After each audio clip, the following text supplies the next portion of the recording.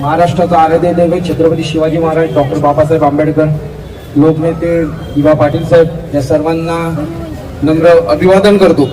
खरं तर आज आपण इथे जमलोय, हे महाराष्ट्र म्हणजे आपण बलिदानातून, संघर्षातून आणि विकत घेतलेलं हे राज्य आपलं आहे।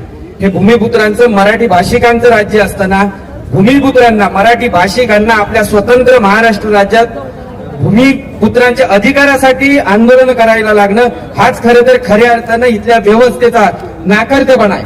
आणि त्यामुळे आपण सर्वांनी येणाऱ्या काळात, आज आमचे गोवर्धन देशमुख सुद्धा इथे उपस्थित आहेत, मी निश्चितपणाने विनंती करेन की आज एकंदरीत महाराष्ट्रातली परिस्थिती बघितली, ठिकठिकाणी भूमिपुत्रांचे जे काही आंदोलन उभे होत आहेत, हा एक इशारा आहे सरकारला की पुन्हा एकदा महाराष्ट्रात संयुक्त महाराष्ट्राचा लढा दुसरा कुठेतरी उभा होण्याची सुरुवात झालेली आहे। आणि या व्यवस्थेनं, मग ती राजकीय असेल, शासन व्यवस्था असेल किंवा प्रशासकीय व्यवस्था असेल, हे एक लक्षात ठेवावं, ह्या जर आमच्या भूमीत पुन्हा एकदा जर कोण मोरारजी देसाईच्या मानसिकतेने उभा राहत असेल आणि इथली व्यवस्था सखा पाटलाच्या भूमिकेत येऊन जर त्याला समर्थन करणार असेल, तर या मातीचा इतिहास आहे, या भूमिकेंना आम्ही ह्याच मातीत गाडून हे स्वतंत्र महाराष्ट्र मिळवलेला आहे। आणि त्यामुळे त्या पुन्हा भूमिकेत येऊ आमचे जे काही भूमिपुत्रांचे प्रश्न आहेत ते निश्चितपणाने मिळाले पाहिजेत।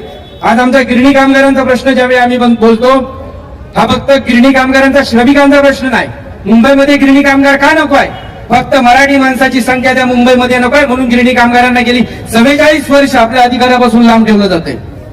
आणि असे अनेक प्रश्न आहेत आपले, जेव्हा आपण आगरी कोळी हे म्हणतो किंवा यांचा विषय म्हणतो, मुंबईच्या घरा कोळ्यांची आपण म्हणतोच, आज कुठे कोळी बांधव दिसत आहेत तिथे त्यांच्या हक्कांवर गदा आणण्याचा प्रयत्न करतोय। आणि त्यामुळे समस्त माझ्या मराठी बांधवांना मी विनंती करेन महाराष्ट्रातून की पुन्हा एकदा जर ही व्यवस्था बदलावी लागेल, जर स्वतःहून बदलत नसेल तर कोणत्याही तराला जाऊन साम दंड भेद कोणतीही नीती वापरून पुन्हा एकदा आपलं स्वतंत्र महाराष्ट्र, मराठी भाषिकांचं महाराष्ट्र पुन्हा एकदा नव्यानं उभं करावं लागेल। आणि त्याकरता आजच्या या तुमच्या आंदोलनालाही, तुमच्या म्हणण्यापेक्षा आपल्या सर्वांचं आंदोलन आहे, माफ करा, आपल्या आंदोलनाला संयुक्त मराठी मुंबई चळवळीच्या माध्यमातून आम्ही गिरणी कामगारांच्या वतीनं पाठिंबा जाहीर करतोय। आणि सदैव आपल्या सोबत आम्ही उभे राहू, ज्या ज्यावेळी आपण आवाज द्याल त्या त्यावेळी निश्चितपणाने आम्ही गिरणी कामगारांचा प्रश्न जरी मांडत असलो तरी तोही एक मराठीचाच मुद्दा आहे। आणि सर्व मराठी ज्या काही संघटना आहेत त्यांनी त्याला नेहमीच पाठिंबा दिलेला आहे।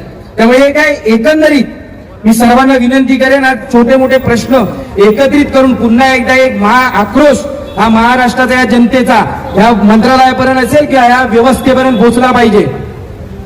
आज बिहार भवनासारखे जेव्हा विषय पुढे येतात त्यावेळी माननीय मुख्यमंत्र्यांना इथून आपण स्पष्ट इशारा दिला पाहिजे, तुम्ही मुख्यमंत्री महाराष्ट्र राज्याचे आहेत, जरी तुम्हाला स्वप्नात पंतप्रधानांची पडत असतील म्हणून तुम्ही या भारत संघ राज्याचा विचार करू नका, तुम्हाला मंत्री या महाराष्ट्र राज्याचं बनवलेलं आहे। त्यामुळे महाराष्ट्राचे प्रश्न, महाराष्ट्रातील जे काही जनतेचे प्रश्न आहेत ते तुम्ही प्रथमतः सोडवले पाहिजेत आणि त्यानंतरच तुम्ही देश म्हणून किंवा एक संघराज्य म्हणून निश्चितपणाने विचार करा।